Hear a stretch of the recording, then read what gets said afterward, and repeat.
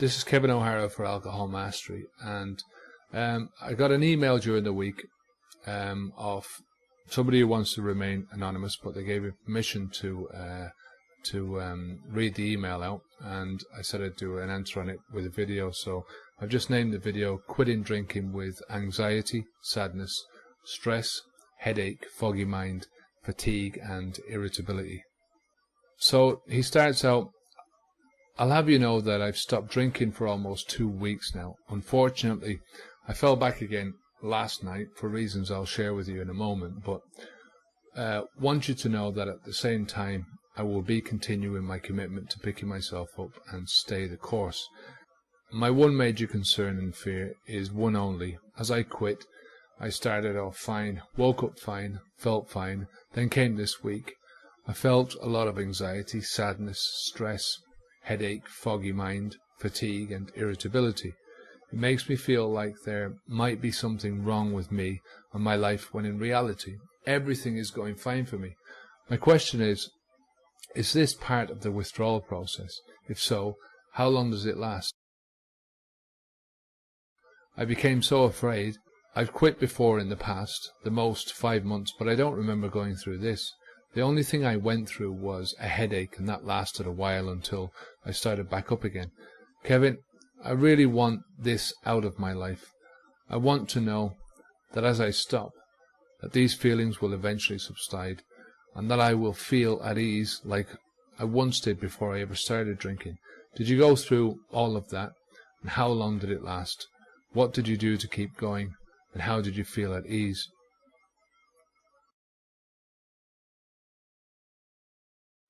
So he sent me an update, and he said, "Currently I've been sticking to my commitment to quitting alcohol. With the exception of that one day that I fell off the wagon, I've been drink-free for 23 days. I'm taking this very seriously. Although I am happier without having to be brain-drenched in booze or feeling the terrible effects of it the next day, my anxiety has been coming and going. I also get heart palpitations from time to time, but it's usually from drinking coffee. However, this is something that I think has a lot to do with me quitting the liquor. I really hope I am wrong. Will these feelings ever go away? I get nervous about thinking about these things from time to time. I want to be normal forever. I am willing to quit forever in order to get that normal state of living. Will it happen?" So I did the answer to this question when I was out walking earlier on, so here it is now. To be honest with you, everyone's going to be different. Everyone's symptoms are going to be different. Your symptoms are just exactly that. They're your symptoms.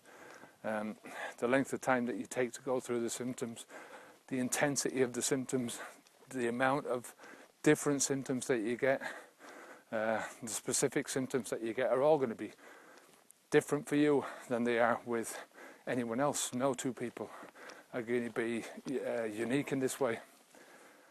I think the thing that generally sticks out for everyone, the thing that seems to be the same for everyone, is that everyone expects when they quit drinking that, you know, eventually they're going to have this nirvana moment, you know, and it just doesn't work like that. You know, I think for most people, we're just going to have these seesaw motions up and down. You know, a seesaw is I don't know what they call it in America, but it's, you know, like a roller coaster sort of thing. You know, the kids' playground thing where it's up and down, dips and troughs, you know, the ups and downs. That's really what it's all about. It's really what we all experience. I mean, it's just like that. You know, one morning you wake up and you just feel like you're on top of the world, like everything's going your way. You've no symptoms, you don't feel like you've got any symptoms. The next morning you get up and it's completely the opposite. You're full of anxiety, full of stress, you're full of self-doubt, wondering whether or not you can actually achieve this thing. The great news is that eventually all of your withdrawal symptoms will fade. They'll just eventually disappear. You won't feel them anymore. How long that's going to take for you, I don't know. It all depends on the person, the individual person. And by fade, I don't mean that in the sense of turning down your TV, and everything gradually gets less and less. I think what happens at the beginning is that your symptoms are, those ups and downs are very close together. They happen very close together. It's like you get a high and a low, high, low, high, low. And then as you go on, those dips and troughs, they get further and further and further apart. So it's like what I was saying the other day about the habit memories. Now they happen so seldom that they surprise me when they do happen. It surprises me when I get a big craving like that. So, but it's just the way it works, and you have to accept that. I'll give you an instance from my own personal experience. One of my biggest symptoms was I couldn't sleep at the beginning. No matter what I did, I just couldn't sleep. I mean, by sleeping, I mean drifting off and getting a good night's sleep, and actually going to sleep for a few hours. I'd fitfully sleep. I might drop off for minutes, but I never felt like I was fully asleep, if you know what I mean. And then I'm not sure how long into the quit. I probably day 5 or 6 or 7 or something like that. I got a really good night's sleep, and I felt like I'd turned the corner. I felt like